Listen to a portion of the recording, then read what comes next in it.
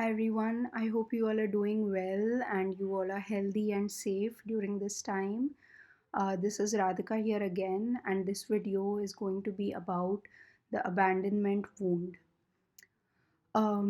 So, this month in the members section, we are discussing the abandonment wound in greater detail. So, there will be a lot of videos I will be making on this topic, a lot of content I'm sharing, which is on the members only tab. And I'm trying to make all of these videos public as much as possible. But then again, there are some videos which are going to be only for the members section. And the questions that get asked on the members section, they do get a priority if you want me to make a video on those topics, etc. So yeah, that's just a small plug-in for the members section, which you all can access and subscribe to. It's a small fee of 199 per month for access to the members section. So yeah, let's get back to this video, which is about the abandonment wound. Um, so all humans, we experience the abandonment wound to a certain degree because when we are children, we are completely codependent on our parents or our caregivers, whoever is around us basically in that moment, to take care of us. And so based on this very situation that we all get born into, we become codependent from the time that we are born. And the abandonment happens in everyone's life at various degrees, in various degrees at different times. So we all kind of have this common wound of abandonment. And of course it varies in degrees. It can be of a very small degree where you are mostly taken care of by your family, by your society, by the people around you, etc. Or it can happen to a greater degree where you really had to survive pretty much by yourself from a very early age. So let's just see some cases, some ways in which this trauma can happen. And let's start with the most intense cases. So the first one is like actual abandonment. So if you had a parent who actually left you when you were a child, and by child I mean anyone below 21. I don't consider them like as fully grown, because I think 21 is a good age that a human has completely individuated from their origin, from the conditioning that they received when they were a child. um, Also, I think 21 is significant because when a child is 21, they have gone through like three full cycles of the chakra development in their body, from the root chakra to the root chakra to the crown chakra. They have actually gone through three cycles of development. So before 21, if you had a parent leave you, or if you had divorce between your parents, um, if someone was born in a crisis like situation where there's a war going on, where there is a risk of separation from your parents or society or the life you have been leading, then the loss of a parent's life, or both parents' lives, and people who are orphans. So, all these are extreme cases where the abandonment wound is going to be pretty active in that person's pain body or that person's energy body. And when a wound is extremely active, what happens is everything you look at kind of gets colored with that wound. It's almost like you have these sunglasses on and you look at the world from that perspective.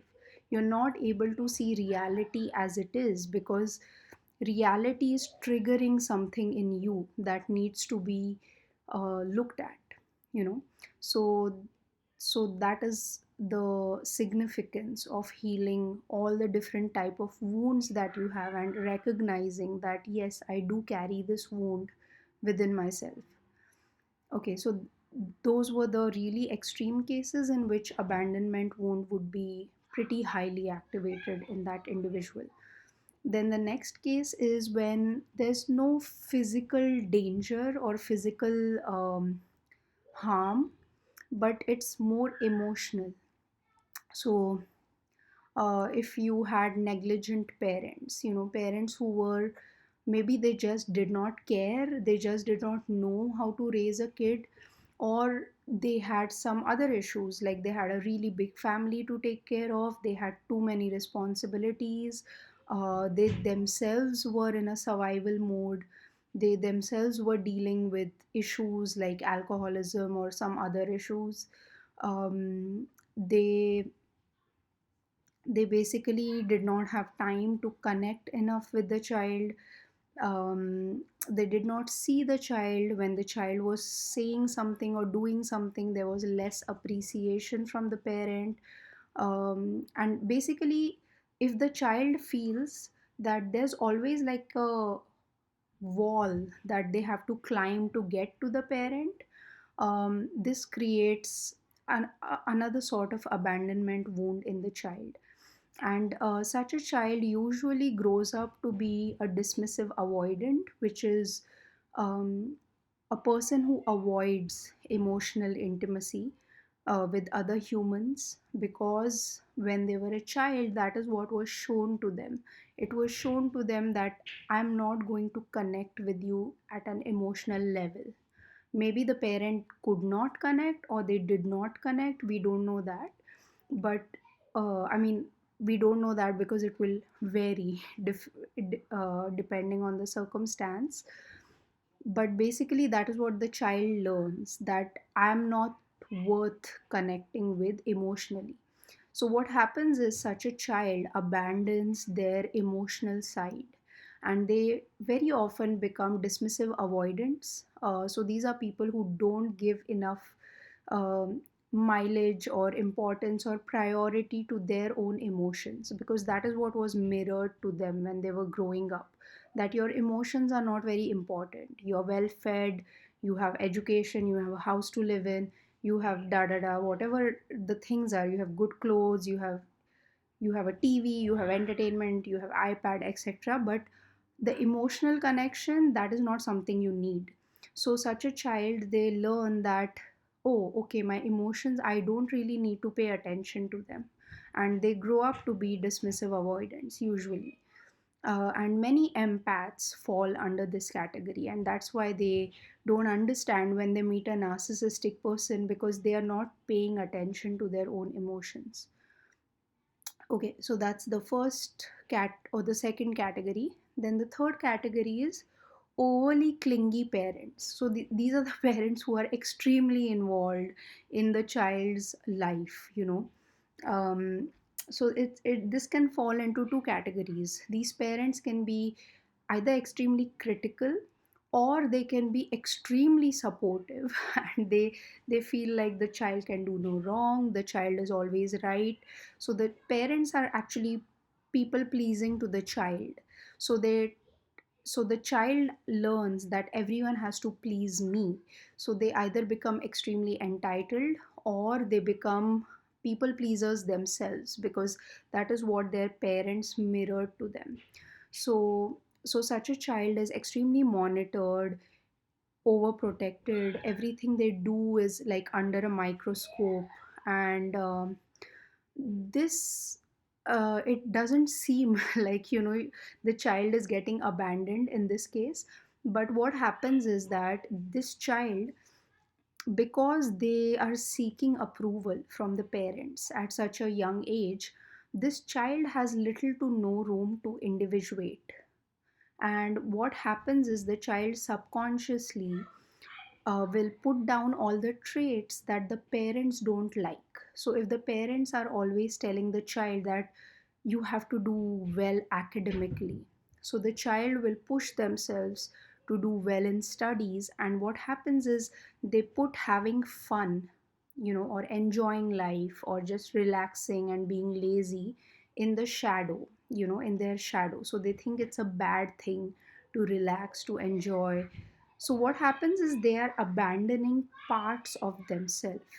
So even though the scenario actually doesn't seem like where the parent is abandoning the child, too much of involvement in the child can cause abandonment to a very twisted in a very twisted way inside the child's psyche, because the child is associating so much with being like a pleaser to the parents, that they are abandoning parts of themselves. So such a child can be extremely academic, or whatever the parent is basically praising. So if the parent is like a very orthodox religious person, and they say we have to follow these things in our religion, and the child is like, okay, I will follow this thing in our religion, so they will put all other religions in the shadow, and then they are like, this is who I am, this is who we are whatever religion, etc. um, and what happens is, the degree to which this attachment is it forms is so high that the child feels, if I don't listen to this, I'm going to be abandoned. So it creates a cult like mentality in the child, that if I don't follow this, it's not said, it could be said, the parent could say that if you don't get like all A's, then you're not my child or something, or you bring shame to the family or something like that. But even if that's not said, children pick up subconsciously that my parent is not liking this. So, when the parent has extreme views, the child will always try to please the parent, and this forms a cult like mentality in that family, which is often seen in narcissistic families, because they all follow similar patterns, similar behaviors, and if anyone varies from the norm, that person is like the scapegoat or the black sheep of the family. So, what this creates in that child then is anxious attachment. And anxious attachment is like clingy behavior. The child clings to people to please them.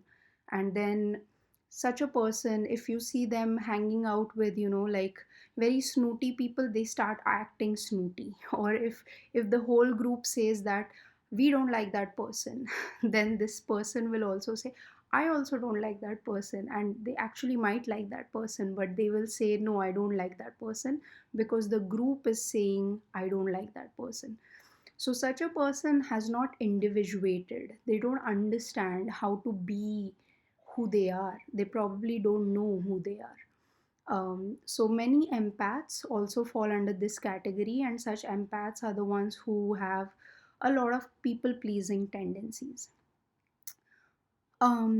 Okay, then the next category of parents you might have had if you have an abandonment wound is if your parents kind of swung between these two. So, for people whose parents sometimes were extremely involved in your life and other times were detached, so the child is completely confused at this point, and they do not know if they basically the cause and effect in such relationships does not directly come from the child. It comes from the parents own life. So that whatever the child does, it doesn't matter. So one day the child might bring home like a trophy, that see, I won this trophy in this race or whatever, and the parents would be like applauding and giving a party and etc etc. And then 2 months later the child again wins a trophy, and this time the parents are going through some crisis in their life. So what they do is they don't react to the child. They are like, oh, okay, fine, you got a trophy, okay, fine. So the child is very confused, and the child doesn't understand that what's happening, because the last time I got a trophy, everyone applauded me and everyone rewarded me, but today what has gone wrong?